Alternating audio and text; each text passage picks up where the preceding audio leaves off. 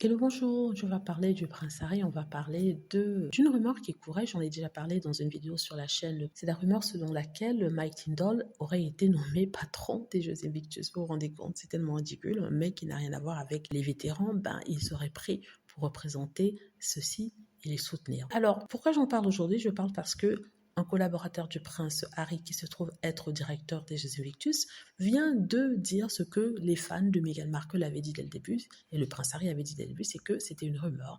Il a dit qu'en fait, les Jeux Invictus sont la création du prince Harry, qu'il est très lié à ça, il va rester le patron, et qu'il n'est pas question de transférer le patronage à une autre personne, et que jamais les Jeux Invictus avaient pensé à le changer. Déjà, si c'est possible de changer quelqu'un qui a créé une organisation. Une autre chose qu'il a dit aussi, qui confirmait ce que j'avais dit dans une vidéo, c'était le fait qu'il n'avait reçu aucun financement de la Fondation Royale et que le financement qu'il avait utilisé pour créer les Jeux Invictus venait d'une autre fondation que lui-même avait créée, n'est-ce pas, et qui avait reçu des fonds du public. Ce n'est pas, contrairement à la rumeur qui voulait que les Cambridge, les De Gaulle, aient donné 1 million de dollars aux Jeux Invictus, c'est le prince Harry et le public qui se sont arrangés à faire des dons et à permettre ainsi la création des Jeux Invictus. Ce directeur-là a donné une interview dans le cadre justement de la célébration des 10 ans de la création des Jeux Invictus pour stopper toute rumeur, pour stopper toute spéculation.